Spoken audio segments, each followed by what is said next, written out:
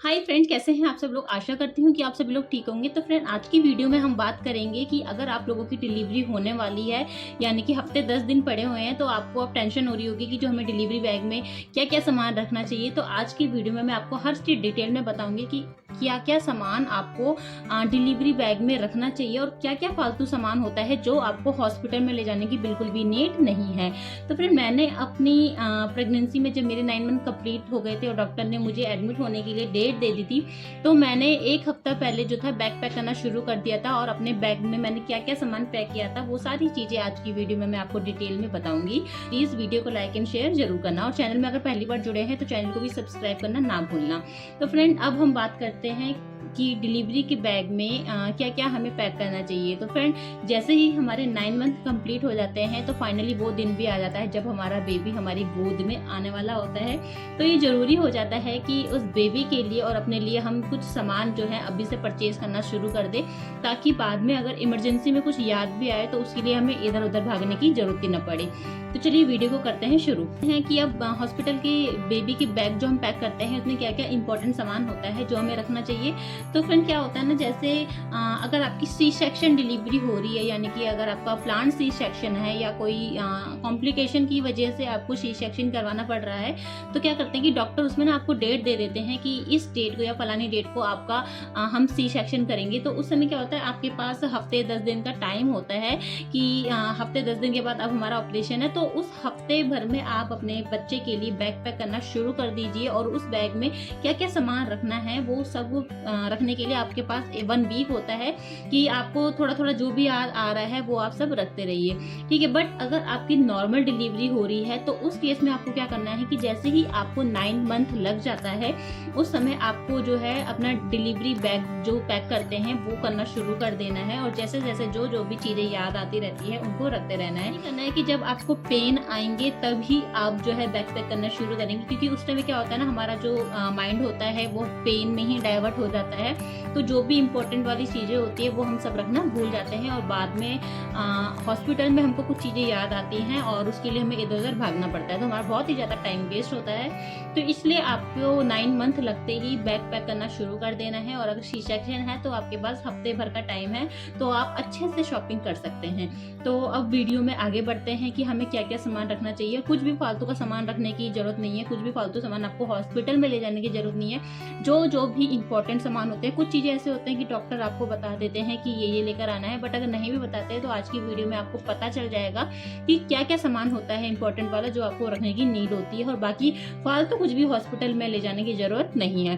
तो बात करते हैं कि हम बच्चे की ड्रेस की। तो सबसे पहले आपको अपने बैग में बच्चे की ड्रेस रख देनी है, और ड्रेस यानी कि आपको बच्चे के झबले या टी शर्ट रखने हैं। बट अगर आप ये सारी ड्रेस वगैरह आप न्यू परचेज कर रहे हैं तो ये जरूरी होता है कि जब आप ड्रेस परचेज करें तो उसको हाथ से टच करें कि अगर वो कपड़ा सॉफ्ट है, यानी कि बहुत ही ज़्यादा सॉफ्ट होना चाहिए, तो ही आपको न्यूबॉर्न बेबी को उसको वियर करवाना है। बट अगर वो कपड़ा आपको लग रहा है कि बहुत ही चुभने वाला है तो आपको वो बच्चे को बिल्कुल भी नहीं पहनाना है, क्योंकि क्या होता है जब हमारा बेबी न्यूबॉर्न होता है तो उस टाइम पे बच्चे की स्किन बहुत ही ज़्यादा सॉफ्ट होती है, तो वो ड्रेस जो है बच्चे को चुभ सकती है। इसलिए जब भी आप कपड़े लेने जाएं तो बच्चे के कपड़े को हाथों से छूकर ही आपको चेकआउट करना है कि वो बहुत सॉफ्ट है या नहीं है। कहीं ऐसे तो नहीं है कि बच्चे को बहुत ही अनकंफर्टेबल होगा, बहुत ही ज़्यादा चुभेंगे। इसलिए आपको कॉटन के, प्योर कॉटन के सॉफ्ट झबले, टी शर्ट, पजामी ये सब रख लेनी है। और साथ ही साथ अगर आप किसी दूसरे बच्चे के कपड़े को वियर करवाएंगी अपने बच्चे को, क्योंकि कहीं ना कहीं में होता है कि नए कपड़े एकदम से नहीं पहनाते हैं जब तक उनका नामकरण नहीं हो जाता है। तो अगर आप पुराने कपड़े भी किसी और बच्चे के कपड़े को भी अपने बच्चे को पहनाएंगी तो उसको 2-3 बार डेटॉल के पानी में धोकर और 2-3 बार अच्छे से कड़क वाली धूप लगाकर ही बच्चे को पहनानी है। बट अगर आप न्यू परचेज करके पहनाएंगी तो भी आपको सेम प्रोसेस करना है कि 2-3 बार डेटॉल के पानी में धोकर और अच्छे से कड़क वाली धूप लगाकर ही बच्चे को वियर करवानी है। ठीक नंबर पे हम बात करते हैं बच्चे का बिस्तर बनाने की, यानी कि बच्चे का बिस्तर बनाने के लिए आप 1 या 2 सूती की जो चादरें होती हैं उनको रख सकती हैं, और साथ ही एक कॉटन की चादर भी आपको रखनी है बेबी को ढकने के लिए। तो आजकल तो वैसे बाजार में या ऑनलाइन आप वाटर प्रूफ जो आती है बेडशीट आती है वो बच्चे के लिए परचेज कर सकती हैं।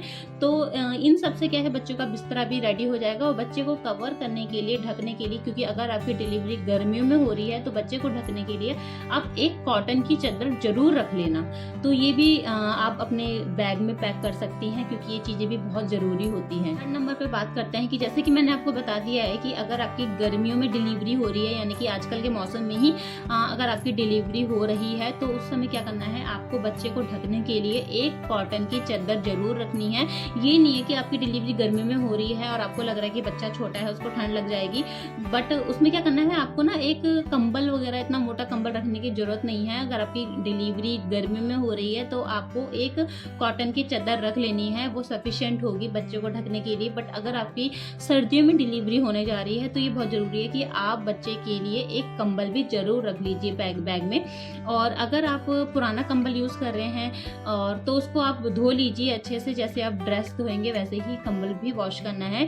बट अगर आप न्यू ले रहे हैं तो भी आपको वॉश करके ही बैग में पैक करना है। डायपर के ऊपर जब भी आप अपना बैग पैक करती हैं तो उस समय आप न्यूबॉर्न बेबी के जो साइज का डायपर आते हैं उसको बैग में पैक करना बिल्कुल भी मत भूलना, क्योंकि ये डायपर बहुत ही ज़्यादा काम आते हैं हॉस्पिटल में। कभी कभी क्या होता है, किसी किसी हॉस्पिटल में वो लोग जो होते हैं अपने ही डायपर बच्चे के लिए दे देते हैं, बट कभी कभी किसी किसी हॉस्पिटल में ऐसा नहीं होता है कि वो अपने डायपर यूज़ करने के लिए दे। तो ऐसे में बेटर यही होगा कि जब आप बैग पैक कर रहे हैं तो उस समय एक पैकेट जो है डायपर का भी आप परचेज करके अपने बैग में रख दीजिए। तो न्यूबॉर्न बेबी का जो भी साइज आता है वो आप रख ले, ना ज़्यादा टाइट हो वो, ना ज़्यादा लूज होना चाहिए। अगर लूज होगा तो लीकेज प्रॉब्लम है, अगर टाइट होगा तो बच्चा अनकंफर्टेबल होगा। तो जो भी न्यूबॉर्न बेबी का साइज आता है उसी साइज का आपको डायपर लेकर ही बच्चे को वियर कराना है। तो अगर आप डायपर नहीं लेना चाहते हैं तो आप बच्चे की जो लंगोटियाँ आती है कॉटन की वो भी खरीद सकती हैं और वो भी बच्चे को वियर करा सकती हैं। बट क्या होता है, बच्चा ना बार बार टॉयलेट करता है और हमारा भी इतना ध्यान नहीं जाता है कि बार बार हम चेक करें। तो ऐसे केस में क्या होता है कि ज़रूरी होता है कि बच्चे को हम डायपर ही पहना कर रखें। बात करेंगे कि बच्चे को नहलाने के लिए अब आपको शॉप की ज़रूरत पड़ेगी, शैम्पू की ज़रूरत पड़ेगी और बच्चे की मालिश करने के लिए ऑयल की भी ज़रूरत पड़ेगी। साथ ही साथ बच्चे को लोशन लगाना चाहते हैं तो आप एक लोशन, तो इन सब चीज़ों की एक किट आती है तो वो किट भी आप खरीद के अपने बैग में पैक कर सकती हैं। बट ऐसा होता है कि शुरू में जब बच्चा न्यूबॉर्न होता है, अब जो 2 या 3 दिन हम हॉस्पिटल में रहते हैं तो उस समय वो लोग जो है ये सब यूज़ नहीं करते हैं। बट जब भी आप घर आते हैं तो ये सब चीज़ों की ज़रूरत तो आपको बाद में भी पड़ेगी। तो ये ज़रूरी हो जाता है कि वो सारी चीज़ें, ये सब जो हैं किट जो होती है बच्चे की, जिसमें शैम्पू होता है, ऑयल होता है, लोशन होता है, शॉप होता है, तो वो सब जो किट होती है वो आप खरीद के पहले ही अपने बैग में रख लीजिए, क्योंकि ये सब चीज़ों की अगर हॉस्पिटल में नीड नहीं पड़ेगी, जब भी आप घर आएंगे उस समय ये नीड आपको ज़रूर पड़ेगी। तो ये ज़रूरी है कि आप पहले ही से ही अपने बैग में ये सब चीज़ें बैग में पैक करके रख लीजिए। नेक्स्ट, आप अपने बैग में जो है वाइप भी पैक कर सकती हैं।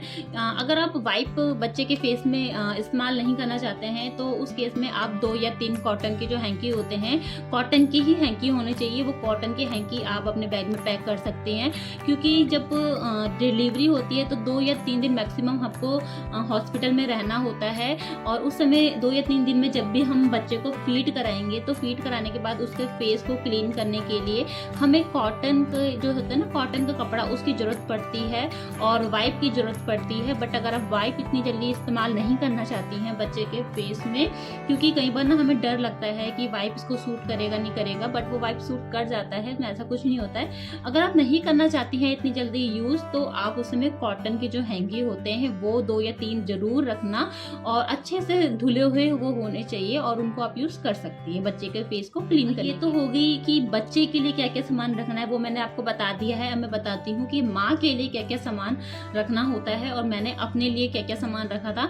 तो जैसे कि मेरे को पता था कि मेरी सी सेक्शन डिलीवरी होगी, तो 1 हफ्ते से पहले से ही मैंने अपना सामान और बच्चे का सामान भी रखना शुरू कर दिया था। अपने सामान में मैंने क्या क्या रखा था, अपने सामान में मैंने 2 मैक्सी कॉटन की परचेज कर ली थी और 1 पजामा मैंने उस बैग में पैक कर लिया था, और उनको धोकर ही मैंने बैग में पैक करा था। 2 मैक्सी इसलिए रखी थी क्योंकि बहुत ही ढीली ढाली होती है और बच्चे को फीड कराने में भी आसानी होती है, क्योंकि वहाँ पे साइड में जिप होती है, तो आसानी से हम फीड भी करा सकते हैं बच्चे को। और एक पजामा भी रख दिया था, क्योंकि सी सेक्शन डिलीवरी थी तो पजामा मैं पहन सकती थी। बट अगर आपकी नॉर्मल डिलीवरी होने वाली है तो आप मैक्सी तो ज़रूर आपको रखनी ही रखनी है, ये बहुत ही ज़्यादा काम आती है। तो उस समय आप हो सके तो एक पजामा भी रख लीजिए, क्योंकि नॉर्मल डिलीवरी में हमारे टाँके हमें पेन करते हैं, जिस वजह से हमें पजामा पहनने में भी थोड़ी दिक्कत आती है। बट अगर आपको थोड़ी कम दिक्कत लगेगी तो आप पजामा वियर कर सकती हैं। बट अगर थोड़ी दिक्कत आएगी तो आप मैक्सी आप ज़रूर रखनी, 2 मैक्सी आपको ज़रूर रखनी है, वो बहुत ही काम आती है और ईजिली वियर भी हो जाती है और पूरी बॉडी कवर भी हो जाती है। टी शर्ट और पजामा थोड़ा पहनने में अनकंफर्टेबल भी लगते हैं उस समय नॉर्मल डिलीवरी में। अगर आप चाहे तो कॉटन की वो सब रख सकते हैं, बट मैक्सी आप ज़रूर रखिए, बहुत काम आएगी। तो आप 5 या 6 बैग में पैंटी पैक कर लीजिए, क्योंकि ये बहुत ही काम आएंगी।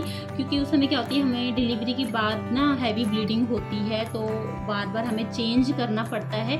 तो 5 या 6 पैंटी आपको रखनी है और साथ ही साथ आपको पैड भी अपने पैड लेकर जाने हैं, क्योंकि ज़रूरी नहीं है कि हॉस्पिटल वाले ये पैड आपको दे, बहुत ही रेयर होता है कि वो देंगे। पैड होते हैं आप यूज़ करते हैं, वो पैड आपको ज़रूर लेके जाने हैं। और हो सके तो वो पैड ना आप ज़्यादा ही लेकर जाना, क्योंकि एक दिन में 6 या 7 पैड, क्योंकि एक दिन में 6 या 7 पैड आपको चेंज करने पड़ जाते हैं। मेरी सी सेक्शन से डिलीवरी हुई थी और ब्लीडिंग भी नॉर्मल हो ही रही थी, तो मेरे एक दिन में 5-6 पैड यूज़ हो जाते थे। बट अगर नॉर्मल डिलीवरी में क्या होता है, थोड़ी ज़्यादा भी ब्लीडिंग हो सकती है, तो ऐसे केस में आप जो है डायपर का जो एक सेट आता है, 2-3 सेट खरीद के अपने बैग में पैक कर सकते हैं, क्योंकि ये हॉस्पिटल में भी काम आएंगे। क्योंकि डिलीवरी के बाद जो ब्लीडिंग होती है वो काफ़ी दिनों तक चलती है, तो ये पैड जो है आपके बाद में भी काम आ सकते हैं। तो आप 2-3 पैड के जो पैकेट होते हैं उनको परचेज करके अपने बैग में पैक कर सकती हैं, ये बहुत ही काम आते हैं आपको। नेक्स्ट आप जो इम्पोर्टेंट सामान होता है आपके लिए, वो होता है आपका टूथपेस्ट, आपका टूथब्रश और साथ ही साथ आपका फेस वॉश और अपने फेस में जो क्रीम, आप जो भी क्रीम यूज़ करती हैं वो आप रख सकते हैं। और कंघी को आप कॉम्ब रखना बिल्कुल मत भूलना। वैसे तो हॉस्पिटल में ये किट जो होती है, इन सब चीज़ों की किट जो होती है, जिसमें आपका कॉम्ब होती है, क्रीम होती है, एक साबुन होता है छोटा सा और फेस वॉश होता है, ये सब हॉस्पिटल वाले देते हैं कई बार।